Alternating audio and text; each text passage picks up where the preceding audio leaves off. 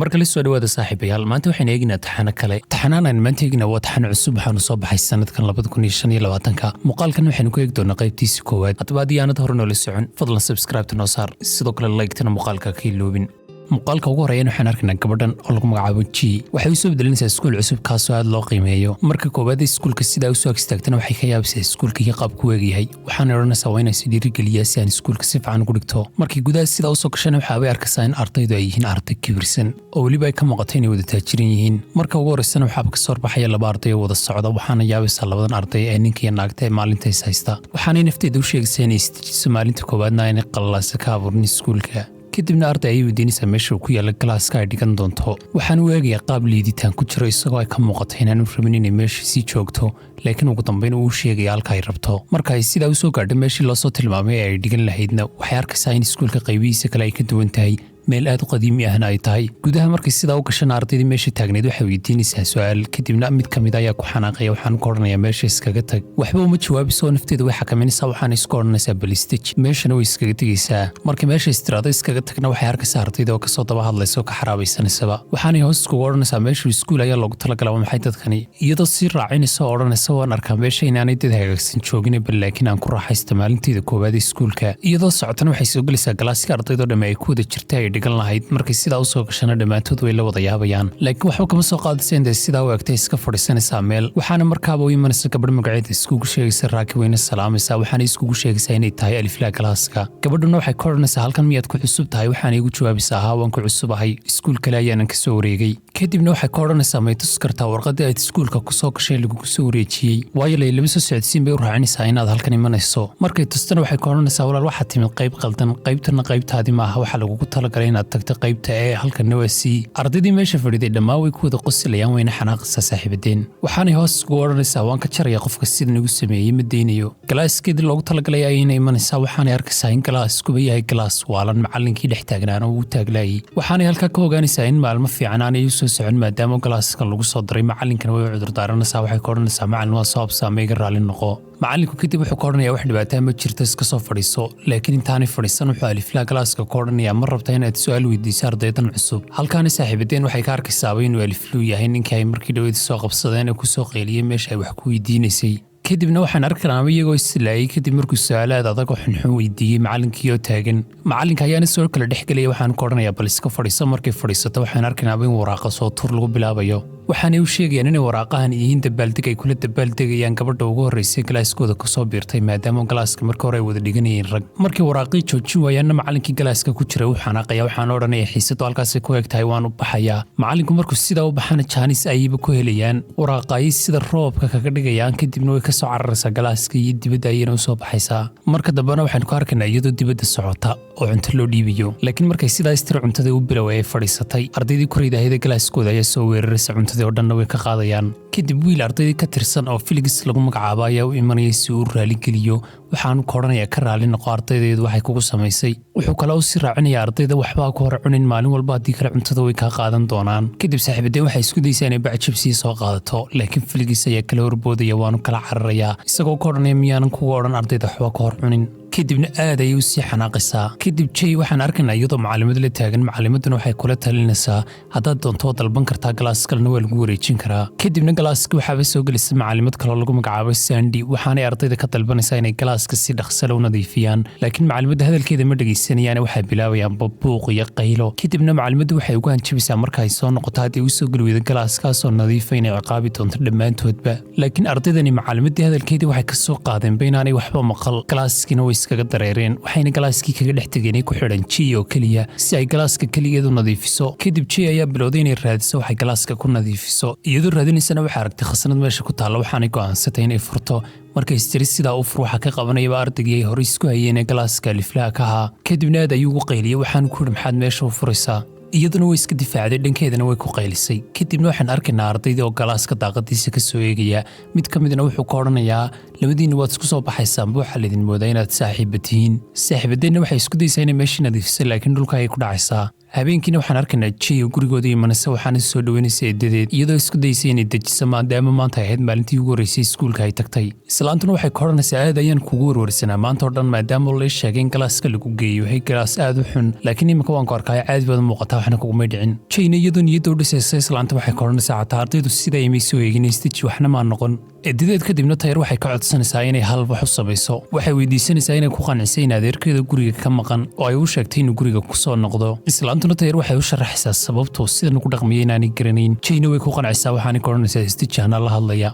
subaxa dambena Jay waxay tegaysaa iskuulkii waqtiga cuntada marka sidaa loo gaadhana cuntadeedii waxay u qaadanaysaa qol sare oo ku yaala dabaqa sare si aanay ardadii waalwaalin mar labaad cuntada uga qaadin. Markay sidaa u fadhiisatay isjeclaad cuntadii bilowna waxay arkaysaa ardayga Ilaahay lagu magacaabayo meesha uga sii horeeya. Waxaanu bilaabayaa inuu cuntadeeda ka qaado oo uu cuno. Jayna marka hore way xanaaqaysaa maadaama cuntadeeda uu iska qaadanayo xataa isagoon weydiisan, laakiin marka dambe cuntadeeda ay ka soo ceshanaysaa isaguna kolba uu ka qaadanaya. Haddana waxaan arkanaaba Jay cuntadii u dayso isaga ku maqan oo eegaysa waxaanay u muuqataba inay ka heshay. saaxiibkeena kadib wuxuu weydiinaya maxaad sidaas oo dhan igu eegaysaa, laakiin intay isku naxday isdhaafinaysaa waxaanay ka odhanaysaa mana adigaba ku eegayey. Su'aal kale ayayna u sii raacinaysaa waxaanay ka odhanaysaa maxaad kafeteeriyada u tegi weydado halkaa cunto uga soo qaadan weyday intaad cuntadayda ku soo meeraysanayso. Waxaan ugu jawaabaya annaga halkaa inaanu tagno lanooma ogola. Kadib qolka uu iskaga baxayaa waanu iskaga tegayaa. Jayna kadib galaaska ayay iska soo gelaysaa, laakiin Ilayga ayaa warqad u sii diyaariyeyba waxaana ku soo qoray cuntooyinka ay tahay inay u soo iibisay iyaga, laakiin Jay way xanaaqaysaa waxaanay ka odhanaysaa anigu shaqaalaydin meehi. Kadib wuxuu ku jawaabaya adiga kaamaan helin waa inaad galaaska ka baxdaa,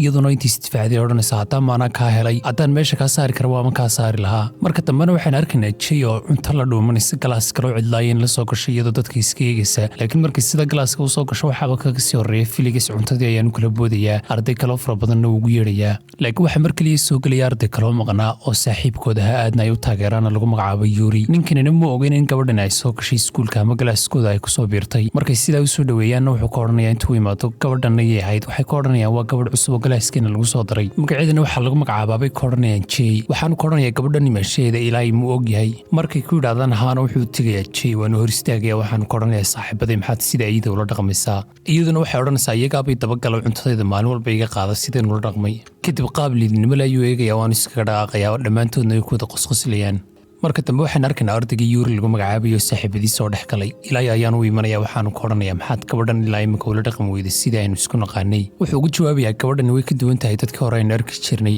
Subaxa dambena iyadoo iskuulkeedii kusii socota waxay arkaysaa arday garaacaya arday kale kuwaasoo iyagu iskuulka la dhigtaa. Jayna waxay isku daysaa inaanay dhex gelin oo sidaa ku dhaafto, laakiin way dhaafi kari waayeysaa. ardaygii wax garaacaya ayaana soo eegaya waxaanu ka odhanayaa alla iskuul baynu nahay bal isugaan si raacna kuwan baan garaacayaa. waxaanay ka odhanaysaa ardayda kolley buu hadlaysa iskaga kale dhulka ay yaalaanbe. markuu iskaga imaadana uu isbarayaa waxaanu ka odhanayaa magacaygu waa CN waxaana loo soo gaabiyey Senko. Jay kadib waxay weydiinaysaa mise jir baa tahay, iyadoo markaa u malaynaysa inuu yahay arday da'yar. wuxuu ka odhanayaa da'daydu waa 14 jir, laakiin galaaskan dadka waaweyn sababta laysoo geliyey waxa weeye maadaama aan aad u caqli badanahay. Jay haddana su'aal kale weydiinaysaa waxayna ka odhanaysaa kafeteeriyada maxaad dhammaantiin buu tegi weyday inaad maalin walba iskaga ilaalisaan. waxaanu ka odhanayaa galaaskayga hore waxa u dhigan jirtay gabadhaana waxay isjeclaayeen Ilaahay, laakiin maalin maalmaha ka mida gabadhii Ilaahay way ka fogaatay waxayna u guurtay qol kale. Ilaahayna kadib wuxuu yaabay sababta ay sidan degdega uga tagtay isaga wali soo hadli weyday. kadib wuxuu ogaaday inay arday kale oo iskuulka dhigtay xiriir la leedahay isagana ay dafirtay. waanu xanaaqay waxaanu soo jijibiyey kafeteeriyada oo dhan. maalinta wixii ka dambeeyayna dhammaantii waa lanaga mamnuucay inaan galno kafeteeriyada ayuu ka odhanayaa. Jayna kadib waxaan arkaynaa iyadoo timid meesha ay cuntada ku cunaysay dadka iskaga ilaalin jirtay ama qolkii cidlada ahaa ee xalka sare ku yaalay. markay cuntada istiraado bilowna waxay halkaa ka helaysaa warqadaana way yaabaysaa ciddale. kadib warqadda way xaraysanaysaa waxaanay go'aansanaysaa inay mar kale akhrisato. marka dambena galaaska ay imanaysaa kursiga markay ku fadhiisato waxay soo odhanaysaa kac, laakiin way kici kari waayeysaa waxaanay arkaysaaba in xabag lagu dhajiyey. halka dambena waxaan ka arkaynaa Yuri iyo Ilaahay oo qoslayo soo fadhiya waxaynaan ogaanaynaaba inay iyagu ka dambeeyeen oo xabagta meesha ugu dhajiyeen. Jayna way xanaaqaysaa waxaanay ku qalinaysaa Ilaahay waxayna ka odhanaysaa bahal xumo cadow waa tahay oo weliba fulaya nin ragana ma tiida hortayda wax walba ka samee bal haddaad awoodo. ardaydii galaaskuna way ku wada qoslayaan meesha ayna kaga dareerayaan, laakiin Felix iyo Siano sii baxayay ka dalbanaysaa inay caawiyaan cuntana ay siin doonto hadday meesha ka fujiyaan. marka hore way siraad keenayaan laakiin marka dambe way caawinayaan waxaanay awoodaysaa inay kursigii ka kacdo. Siano wuxuu u dhiibayaa jaakadiisii si ay xagga dambe iskaga xidho. markay dibadda u soo baxdaan ardaydii meesha fadhiyo dhan way arkayeen waxayna bilaabayaan inay ku maadsadaan oo ay ka xaraabaystaan. iyadoo meeshii socotana waxay halkaa ka arkaysaaba macalimadii ku tiri galaaska lagu wareegisay haddaad doonayso, laakiin Siano wuxuu ka odhanayaa Ilaahay uu madaxdeegii meel kastoo tagtana kaagama daba hadhayo. kadibna bedelashadii weyba iska iloobaysaa waxaanay go'aansanaysaa inay isaga ka argoosato. toos ayayna ugu tagaysaa jaakadii ayayna wejiga kaga dhufanaysaa waxaanay ka odhanaysaa diyaar ayaan u ahay sheekadaada iyo ciyaartaada oo dhan. habeenkiina waxay imanaysaa gurigooda si ay wax ula cunto adeerkeeda iyo eedadeed. meeshana waxaa fadhiyay in adeerkeeda lagu yidhi markii hore la hadal. wejigiisana waxaa laga akhrisanayay inaanu ka helin joogitaanka gabadhan, waxaanay muuqatay in labadooda khilaaf hore ka dhexeeyey. subaxiina waxaan arkaynaa iyadoo in adeerkeed gaadhiga la sii koraysa, waxaanay ka codsanaysaa inuu cafiyo, laakiin halkaa kuma ogaanayno sababta ay cafiskaasi u weydiisanaysa isaga. waxaan ugu jawaabayaa waqti ay qaadan doontaa si aan ku cafiyo. jay kadib iskuulka ay soo gaadhaysaa, waxaanay arkaysaa in weli qayb ka mida goonideedu ay ku dhegan tahay kursigii shalay toole xabagta loogu dhejiyey. xishooda ayana yara dareemaysaa. kadibna ilaa ayaa u imanaya, waxaan u dhiibayaa warqad ay ku qoran yihiin waxyaabo aad u fara badani. waxaan u sheegay inay maanta u soo iibisa alaabtan oo dhan. jay kadib waxay odhanaysaa alaabtan aad bay u badan tahay, mana soo iibin karo, laakiin lacag ayuu u dhiibayaa. waxaan ku odhanayaa waad ku qasban tahay inaad soo iibiso. jayna iyadoo xanaaqsan waxay ugu jawaabaysaa anigu kuuma ihi shaqaale, kumana soo iibinayo. ilaayna intuu soo dhawaada ayuu ka odhanaya haddaad alaabtaan ku diri soo iibin weyda adaa naftaada dhibaya, imikaba anigu waan kuu sheegay. marka dambena waxaan arkaynaa jay oo cunto aad u fara badan soo iibisay iyadoo ku qasban.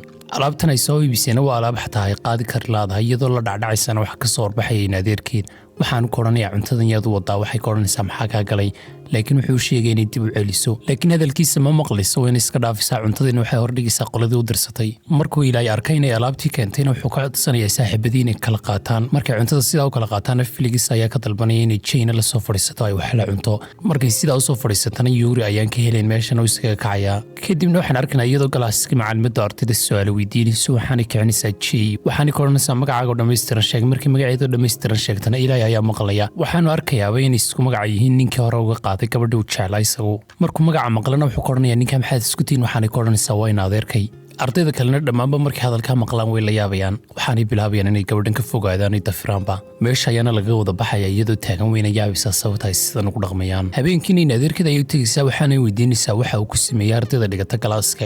waayo waxay ka odhanaysaa markaan u sheegay inaad in adeerkay tahay way la wada yaabeen, si xun ayayna ii wada eegeen, waxayna bilaabeen inay meesha kaga dhaqaaqaan. laakiin wuxuu ka odhanayaa anigu waxba kama warhayo, sababta ay sidaa kula dhaqmayaanna ma garanayo. subaxii dambena waxaan arkaynaa ilay iyo saaxiibadii oo baadhaya nolosha gabadhan lagu magacaabo Jay. waxaanay ogaanayaan in aabaheed aanu joogin, hooyadeedna uu iskaga cararay. kadib markuu ka cararayna hooyadeed ay dhowr jeer kala guursatay, iyadana ay soo korsadeen eeyadeed iyo eedadeed, iminkana ay la nooshahay eedadeed. marka intaa ogaadaana Yuri ayaa odhanaya gabadhan sababta galaaska loogu soo darayba waxa weeye amaba ay noo ag joogtaa inay macluumaad naga ururiso si ay ula wadaagtay in adeerkeed. kadib waxaan arkaynaa ardayda oo galaaskii ku jirta, macallimaduna waxay maanta ka codsanaysaa inay nadiifiyaan galaaska. dhammaantoodba galaaska ay iskaga dareerayaan markay macallimadu baxdo, waxaanay meesha kaga tegayaan Jay oo u sheegeen inay meesha nadiifiso. markay dibadda istiraado iyadana u baxa albaabka ay dusha kaga xidheenba way garaacaysaa albaabka, waanay qaylinaysaa. waxaana ka furaya ilaahay oo gudaha soo gelaya isagoo xashiishkii faraha badnaa soo qaadayba oo dhulka ku daadinaya. waxaanu ka odhanayaa amba nadiif adeer amba iska bax. waxaanu ka odhanayaa anigu waxaan hay aliflii galaaska, sidaa daraaddeed waan kugu amrayaa inaad nadiifiso, laakiin way ku xanaaqaysaa. iyaduna waxay soo qaadaysaaba xashiish kaloo waraaqa oo meel yaalli, isaga ayayna dusha kaga rogaysaa. labadoodu markay isdhaafi waayaana Yuri ayaa soo dhex gelaya, ilaahay ayaan u soo dhawaanaya. waxaanu dhegta ugu sheegayaa inuu isdejiyo, iyadana meesha galaaska maanta uu la nadiifiyo si uu ogaado waxyaabaha ay damacsan tahay. intii kalena uu kaxaynaya. waxaanu ka odhanayaa Mariya, isagoo markuu sii socdana raacanaya David ayaa mardhow imanaya. ilaahay oo meesha ku hadhay ayayna weydiinaysaa Davidkan la sheegayaana waayo. waxaanu ka odhanayaa waa aliflaa rasmiga ee galaaska. kadibna iyadoo ku maadisanaysa waxay ka odhanaysaa show adigu waxaad ahayd ba aliflaaga labaad ee galaaska, markaasaad aniga isku kay macaanaynaysaa. maalinta dambena waxaan arkaynaa Jay oo in adeerkeed gaadhigii la saaran, iyadoo gaadhigii saaranna waxay halkaa ka arkaysaa Felix. gaadhigii ayayna uga degaysaa, waxaanay ka odhanaysaa maxaa kugu dhacay markay aragto wejigiisoo la garaacay. waxaynan halkaa ogaaninaaba in ardaydii maalinta hore isaguna garaacaya ay maanta qabteenay soo garaaceen isagana. Felix ayana soo raacaysa galaaskii. markay sidaa usoo galaanna waxay arkayaanba ilaa iyo Davidkii la sheegay oo islaynaya. ardaydii kalena dhammaan way wada daawanaysay, laakiin Jay ayaa u adkaysan waayaysa. waxaanay ka odhanaysaa dagaalka joojiya, kursi ayayna dhulka ka jaraysaa. laakiin ilaahay ayaa ku soo boodaya isagoo xanaaqsan. waxaanu ka odhanaya adiga maxaa kusoo dhexgeliya kaa galay. Yuri ayaana odhanaya gabadha iskaga tag, labadiinna waa laydinkala saarayaa, tartan ayaanad gelaysaan. kadibna aliflaa rasmiga galaaska qofka soo baxa ayaa noqonaya. kadibna waxaan arkaynaa Jay oo la hadlaysa Sian, waxaana weydiinaysaa qaabka tartanka ama doorashada loo qabto ardayda lagu kala saaro. waxaanu ka odhanayaa qaabkan waa qaab kaa yaabin doona ee soo gal. waxaana imanayaan meeshii tartanka lagu gelayay, waxaana la arkanaaba in lacag lagu kala dhiganayo labadan ninka badin doona dagaal ayayna gelayaan. Jayna lacagta waxay ku dhiganaysaaba David oo ilaahay way ka soo horjeedaa, laakiin ugu dambeynta ilaahay ayaa garaacaya David. waxaanu ku guulaysanaya inuu noqdo aliflaa galaaska rasmiga ah. laakiin waxaan arkaynaa in Jay ayna ku faraxsanin in ilaahay noqdo aliflaa galaaska. ardaydiina ilaahay ayay wada hambalyeynaysaa, laakiin marka dambe waxaan arkaynaa Jay oo u imanaysa David si ay u caawiso maadaama la garaacay. laakiin wuxuu weydiinayaa sababta ay u caawinaysa isaga. maalinta dambena macallinkii ayaa galaaska soo gelaya. waxaan odhanayaa maanta waxaad leediin xiisad kubad ciyaara waxaanay bilaabayaan inay galaaska dhexdiisa maryo ku bedeshaan ay sportska ku galayeen China waxay ka yaabisaa raggan galaaska dhexdiisa isku wada qaawiyeen maryo iskaga bedelaya kadib dhamaantood waxa lagu wada oranayaa jimka taga China kadib waxay arkaysaa in adeerkeeda gabadh kale la socda waxaanay ogaanaysaa in gabadhan ay tahay saaxiibadii hore Ilay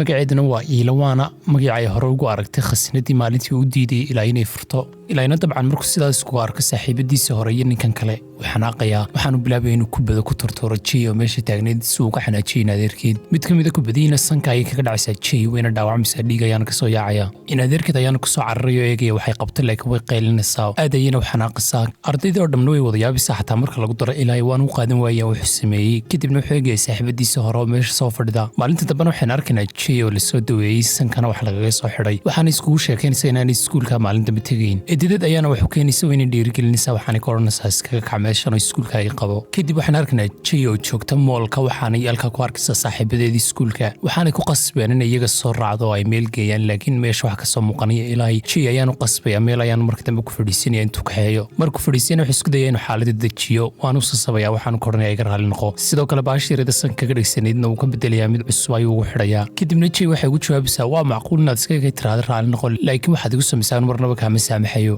muuqaalka xigan waxaan arkaynaa Jay iyo gabadh kale oo is haysta dhammaanba ardaydiina way iskugu timid si ay u daawadaan dagaalkooda meeshan waxaa soo istaagay Jay adeerkeed saaxiibkii oo ag taagnaana wuxuu gabadhii kale u sheegayaa in gabadhan Jay ay ilmaadur yihiin ninka halkan taagan laakiin adeerkeed ayaa soo boodaya waxaabanu odhanaya haddii ay qalad samayso aanu gabadhan ma hiilinayo gabadhii kalena jaanis ayay u noqonaysaa waxayna odhanaysaa waad aragtaa xataa in adeerka halkaa ku dafiray waxaanay u raacinaysaa waa inaad ogaataa in qaybteedu iskuulka ugu fiican tahay kadib Jay way xanaaqaysaa ardaydiina waxay bilaabayaan inay iskaraacaan mid ardaydii ka tirsanay isagoo Jay biyoska kusii shubaya waxaa iskaga dhigaya David biyihiina isaga ayaa lagu shubaya Jayna meesha sidaas ayuu kaga kaxaynayaa kadib waxaan arkaynaa Sian oo maqlaya qol ay ku wada jiraan Jay iyo Ilay hadalkooda markuu maqlana uu ka shakinaya waxaanu ka shakinaya in iyaga wax ka dhexeeyaan sida darteed albaabka ayuu soo riixayaa markuu gudaha galana wuxuu arkay inaanay waxba jirin meeshana uu iskaga tegayaa waxaana ka daba cararaysa Jay iyadoo rabtay inay wax walba u sharaxdo oo wax qalad fahmay kadib Yuri ayaa u imanaya Ilay waxaanu ka oranayaa saaxiib qorshe ay kumu shaqayn Ilayna wuxuu eegaya David oo sariirta ku jiifa kadib dagaalkii halkaana waxaynu ka ogaanaynaa in waxaan dhacaya oo dhan uu ka dambeeyey Ilay dagaalkan iyo waxaan oo dhan isagu uu qorsheeyey mar hore waxaana dib laynagu celinayaa wiig ka hor markaas oo Yuri iyo Ilay ay meel wada fadhiyeen Ilayna wuxuu qorsheeyey inuu ka argoosto Jay adeerkeed isagoo sii maraya Jay laftarkeeda Yuri ayaana ka oranaya siday macquul u tahay Ilayna wuxuu sheegayaa haddii ay dhibaato gaadhsiiyaan Jay in adeerkeedu difaacayo Yurina wuxuu ugu jawaabayaa markama waxaad rabtaa in Ilay dib kugu soo noqoto waxaanu ka oranayaa ma garanayo inay macquul tahay laakiin kaliya waxaan rabaa inaan Jay adeerkeed ka argoosto maadaama uu hore saaxiibtay iga qaaday Yurina wuxuu ka oranayaa qorshaha ii sheeg Ilay ayaan ugu jawaabaya Jay ayaan jacayl ku abuurayaa markaan ku guulaystana qalbigaan ka jibinaya oo waan ka tegayaa Yurina sidoo kale wuxuu ku amrayaa in asxaabta oo dhan uu qorshaha la socodsiiyo laakiin Yuri markuu hadalkiisa maqlay intuu qoslo ayuu ka oranayaa waxaan ka baqayaa in adigaba lagu qaado oo aad Jay jeclaato markii kaa tagtana sida aygaad meelaha ka oydo sidoo kale waxaan ogaanaynaa in maalinta ay moolka joogtay ay labadooda qorshahan ka dambeeyeen Ilay saaxiibadiina ay Jay ogaan iskugu soo tuureen si ay labadooda iskugu dhacaan sababtaas ayna ahayd sababtii uu si sabanayay waayo wuxuu rabay in marka hore cafiso si qorshihiisu si fiican ugu socdo inuu qorshihiisu soconayna wuxuu ogaaday maalintii dagaalku dhacay in adeerkeedna meesha soo galay sidaa darteed ayaanu in adeerkeed u daandaansaday halkaana dagaal ayaa labadooda ku dhex maray markii uu dagaalku dhammaadayna ninkani shaqadiisa ayuu sii watay waxaanu soo dhawaaday Jay isagoo iska dhigay inuu caawinayo waana markii uu si aan labadooda qaladka u fahmay ee uu mooday inay wax ka dhexeeyaan kadibna waxaan kusoo noqonnaa waqti xaadirkan waxaynan arkaynaa Ilay oo faraxsan isagoo dareemay inuu guulaystay qorshihiisana u shaqeeyey maalinta dambena waxaan arkaynaa Jay oo Ilay hortaagan waxaan isku daysaa inay ku qanciso inuu kusoo biiro maadaama iyadu u guurtay galaaska laakiin uu ka diidaya inuu ku soo biiro kadib dhammaantood dibadda ayay usoo wada baxayaan waxaynan arkaynaa Yuri oo la hadlaya Ilay waxaanu ka oranayaa sababta aad u faraxsantay ma waxa weeye inay Jay ku cafisay Ilayna wuxuu ku jawaabayaa haa dabcan laakiin waxa kaloon kusii faraxsanahay in qorshahayga sidiisii igu socdo siday u soo socdaan galaaska ay soo gelayaan waxayna arkayaan Jay oo dhulka fadhida waxaana dul taagnaa David iyo Sian waxaana weydiinayaan waxa ku dhacay kadib way soo kicinayaan waxaan oranaysaa waxbay kuma dhicin laakiin Ilay ayaa arkaya in gabadhan la garaaco dhulkana lagu tuuray Ilayna wejigiisa waxa ka muuqatay inuu aad uga xumaaday waxa lagu sameeyey marka la weydiiyay cidda ku samaysan waxaan oranaysaa waxbay kuma dhicin anaana soo daweynaya farayga qaada meeshana way iskaga tegaysaa maalinta dambana waxaan arkaynaa ardayda oo la ciyaaraysa Jay iyagoo ka xaraabisanaya shandadeeda ayayna ka qaadayaan meel ayayna soo surayaan waxaana ka dhigayaan qaabka calanka oo kale meeshana waxaan arkaynaa Yuri iyo Ilay oo soo fadhiya labadooduna aad ay ugu faraxsan yihiin qaabka wax u dhacayaan waxaana u muuqatay Ilay inuu soo dabcay Jay dhankeeda marka dambena Jay si ay shandadeeda ugu soo dejiyaan waxay u sheegaysaa in shandada shukulaato ku dhex jirto maalinta dambena waxaan arkaynaa Jay oo la dagaalamay ardayda ardayda galaaska kale dhammaantoodna way wada garaacaysaa laakiin marka dambe mid ayaa xag dambe kasoo gaadaya isagoo isla wax ku dhufana Eli ayaa kasoo gaadhaya waana difaacaya labadooduna dagaalka ay wada geliyaan dhammaantood markay wada garaacaan ardayda meesha ka tagtana saddexdoodaba dhulka ay ku dhacayaan iyagoo daalay Elina Jay waxa uu sheegaya markuu badbaadiyo inaanay mar dambe samayn waxaanu ogeyn haddii kale la garaaci doono sida imka uu badbaadiyay inaanu markastoo badbaadinayn meeshana uu iskaga tegaya marka dambe waxa uu soo galaya Jay oo dhulka fadhida oo dhaqaaqi kara la CN iyo Yuri ayaana uu soo dhawaanaya dhulka ayaanu ka qaadaya markii socon kara weydo Jayna aad ayuu la yaabaysaa wajigiisa ayna eegaysaa maadaama ninkan hore ugu adkaan jiray waxaanu ka odhanayaa waxaan kaa rabaa inaad qaado mas'uuliyadda dagaaladan dhacay oo dhan waayo Eli mar dambe ma soo dhex geli doono dagaalaad ku jirta ayuu ka odhanaya waxaan odhanaysaa diyaan ayaan u ahay kadib waxaan arkaynaa iskuulkii in roob ka da'ayo ardaydana dhammaan waa la wada fasaxaya waxaan ku odhanayaa guryihiinni kala aada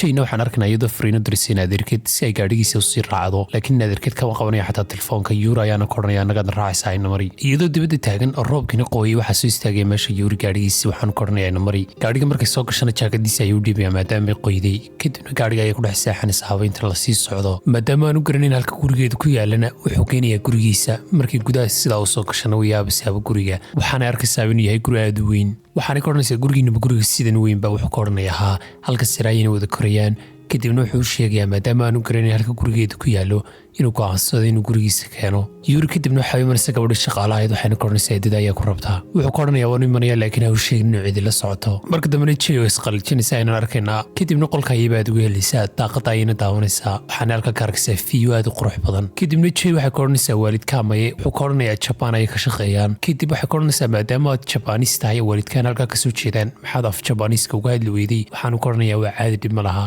marka dambe Jay waxay ka odhanaysaa adigu qof wanaagsan ayaa tahay sidaan kuu jeedo Elina lama mitid waayo way adag tahay bay odhanaysaa in Eli lala hadlaaba iyagoo wada hadlayna waxa meeshii soo istaagaysa gabadha shaqaale ahayd waxaana u sheegaysaa Yuri inuu doonayo awowgii labadoodana uu rabo isagay saaxiibadii baynu la kulmo marka dambena hoose ay u daadegayaan odayga ayna la kulmayaan marka meesha sidaas oo fariistaana odayga Yuri wuxuu weydiinayaa waayo gabadhani waxaanu ka odhanayaa waa saaxiibadayda iskuulka wada dhigano laakiin odaygu wuu xanaaqayaa maadaama moodaya inuu been sheegayo laakiin odaygu marka dambe uu iska rumaysanaya waxaanu gabadha weydiinayaa reerkooda iyo faamilkooda Yurina kadib awowgii wuxuu sheegayaa inay kasoo jeedo qoys la yaqaano magac ayaanu u sheegayaa waxaanu ka odhanayaa maxaad isku tihiin waxaanay ka odhanaysaa adeerkii weeye qofka aad sheegaysaa odayguna markaaba uu garanayaa ninka ay u sheegtay ama odayga kale ay u sheegtay waxaana ogaanayaa inay gabadhan kasoo jeedo faamili taajiriina kadib waxaan arkaynaa Jay inaanay la haysan qaabka wax u cunaan waxaana u dhaqmaysaa qaab ciyaalnimo iyadoo kalba wax iska qaadanaysaa odayguna uu eegayaa waanu ku qosolayaa maalinta dambena waxaan arkaynaa Yuri iyo Jay isla soo galayay iskuulkii waxaana isku arkay Eli waxaanu weydiinayaa xiriirka labadooda ka dhexeeya sidoo kale wuxuu ka shakinayaa sababta ay qaabkan iskula hadlayaan waxaanu Yuri ka odhanayaa waxba ma jiraan istaji saaxiib weliba wuxuu siraacinayaa in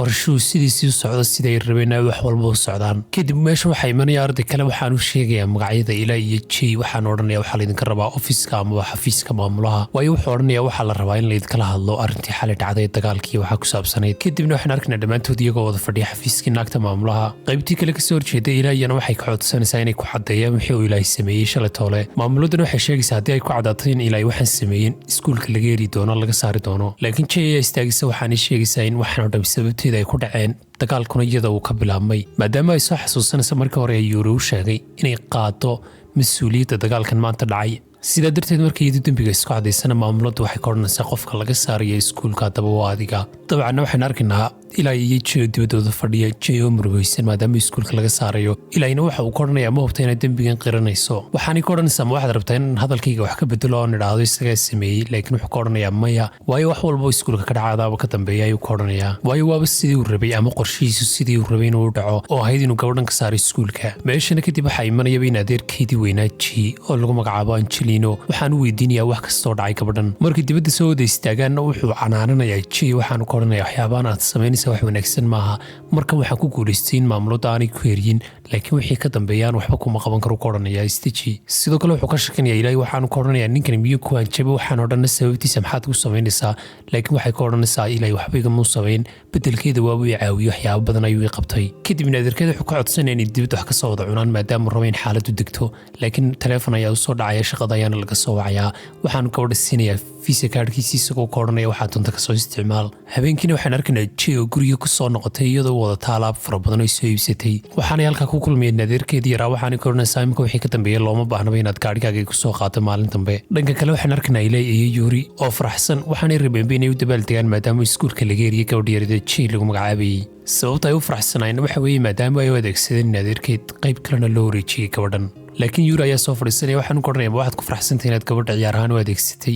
ilaa ayaana hadalkiisa la yaabay waxaan ku qornay maxaad uga jeedaa mid kale gabadhani gurigeena maxay ka qabanaysaa habeenkii dhawid ayuu ku qornaya Yuri wuxuu ku jawaabayaa maadaama jawigu ahaa mid rooban wax kale ma jirin gurigeeda ayuu baan islaagay laakiin gurigoodii waan garawayay gaadhiga ku dhex seexatay sidaa darteed ayaan gurigeyga u geeyay labadoodii oo wada fadhiyana waxaa imanay saaxiibadood waxaana la wadaagayaan qorsha iyo in ilaahay rabo inuu isjeclaysiiyo Jay sidaa darteed wuxuu sheegay dhammaanba uu ku amrayaa in gabadha wixii maanta ka dambeeya ay si fiican loo dhaqmaan si ay uga argoostaan Aris oo ah gabadhayna adeerkeed iyadana iska dhigaan dad jecel subax dama markii Jay iskuulka sidaa u soo gashay waxaan arkaynaa iyadoo dadkii oo dhan ku wada faraxsan yihiin ardaydana si fiican soo dhaweynayso kursi ayaaba loo baneeyay oo ilaahay laftarkiisu waxa uu iska dhigay inuu soo dhaweynayo kursigii loo baneeyay ilaahay agtiisa ayna fadhiisanaysaa waxaana ka shakinaysaa sababta ninkan agtiisa loo soo fadhiisiyay haddaanay wax jirin markay sidaa u soo ag fadhiisatana saaxiibkaas si waali ay u eegayaa waxaanu iska dhigayaaba inuu iyada danaynayo dhanka kale waxaynu halkaa ka arkaynaa Yuri oo soo eegaya qaabka ay gabadhan ula dhaqmayaan isagoo og waxay qorsheynayaan iyo in gabadhan ay jab la maagan yihiin halkana saaxiibayaal waxaa ku ay qaybtii koowaad ee taxanahan aynu maanta eeginay haddaba ilaa halkan haddii aad soo gaadhay waxaan ka codsanayaa inaad subscribe noo saarto sidoo kale like-tana aanad naga iloobin waad mahadsantihiin